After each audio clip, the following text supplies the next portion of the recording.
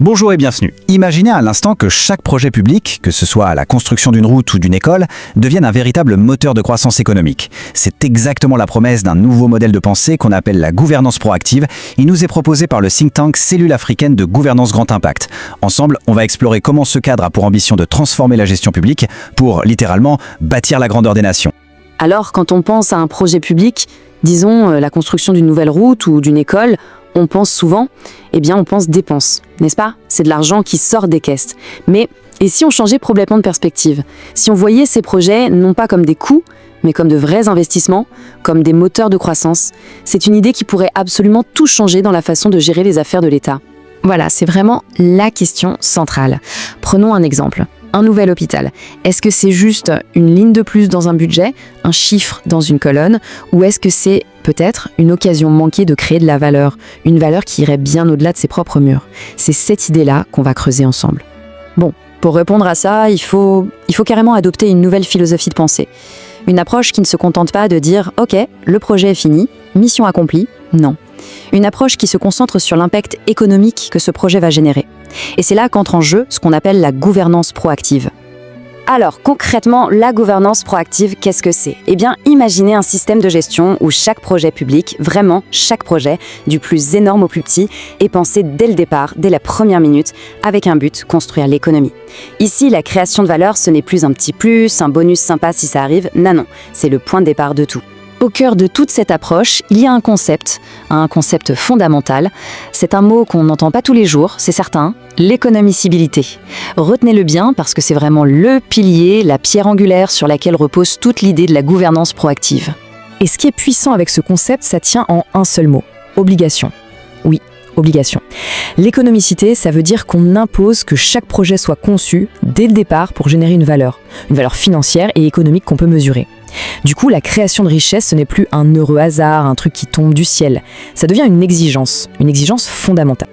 Ok, d'accord, une obligation de créer de la valeur. Sur le papier, c'est une super idée, on est d'accord. Mais comment on fait concrètement? Comment on passe de l'idée à la réalité? La réponse, elle tient dans un cadre d'action très structuré, organisé autour de 4 axes de gestion. C'est ça, la méthode pour transformer la théorie en pratique. Et là, attention, petit point important, il ne faut surtout pas confondre ça avec la gestion de projet classique qu'on connaît tous. La gestion de projet, c'est le comment on fait. C'est les étapes, les plannings, les délais, etc. Ces 4 axes, c'est complètement autre chose. C'est le pourquoi ça va réussir. En fait, ils sont là pour garantir que le projet est solide, qu'il est viable sur tous les plans. Technique, bien sûr, mais aussi financier et social. Voilà. On a donc 4 piliers. 4 grands piliers qui soutiennent toute cette structure. On peut voir ça comme 4 facettes à maîtriser absolument pour réussir ce pari un peu fou, transformer un coût en une véritable source de création de richesse. Alors, ces 4 fameux piliers, quels sont-ils? C'est l'axe technique, l'axe organisationnel, l'axe financier et enfin l'axe commercial. On va voir qu'ils sont bien distincts, mais, et c'est ça le plus important, ils sont totalement inséparables. Allez, on commence tout de suite avec le premier. Alors, tout part de l'axe technique, logique. C'est la fondation, la base de tout. Il faut savoir exactement ce qu'on construit et pourquoi on le construit. Si on reprend notre exemple de la bibliothèque, l'axe technique, ce sont les plans de l'architecte, les études des ingénieurs. Bref, c'est avoir la certitude que le bâtiment va tenir debout et qu'il sera fonctionnel. C'est le coût de base, si on veut, le socle sur lequel on va pouvoir construire toute la valeur. Juste après, on a l'axe organisationnel. Parce que c'est bien beau d'avoir un super plan, mais si personne ne l'exécute correctement, ça ne sert à rien. C'est un peu le rôle du chef d'orchestre, cet axe. Pour notre bibliothèque, ça va être quoi? Le calendrier de la construction, la coordination entre les différents corps de métier, la gestion des ressources. C'est tout ce qui va garantir que le projet est livré, à temps et sans faire exploser le budget. Et on arrive maintenant à l'axe financier. Et là, attention, c'est vraiment là que tout bascule.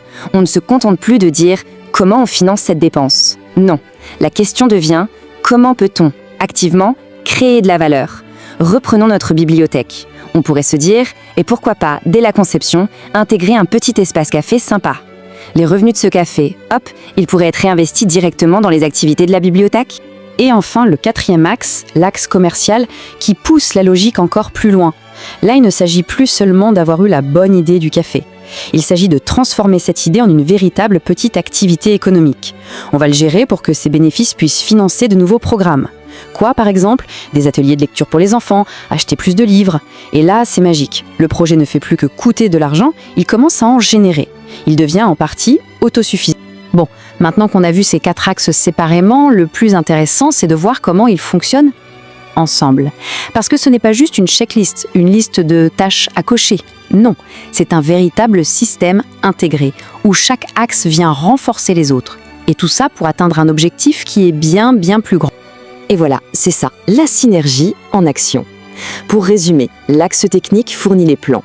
L'axe organisationnel, lui, il construit le bâtiment.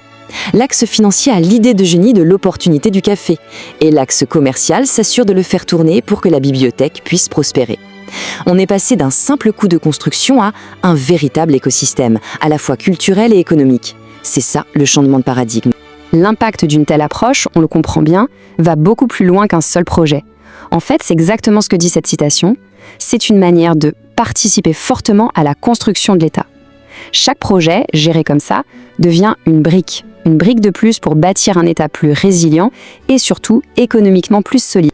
Donc si on résume tout ça, la gouvernance proactive, ce n'est pas juste une nouvelle technique de management à la mode.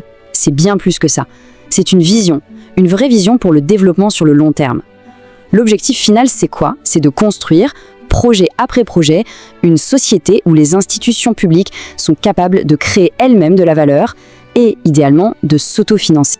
Et tout ça nous laisse avec une question à garder en tête. La prochaine fois qu'un chantier public démarre quelque part, au lieu de voir seulement le coût, la poussière et les désagréments, on pourrait peut-être se poser la question différemment.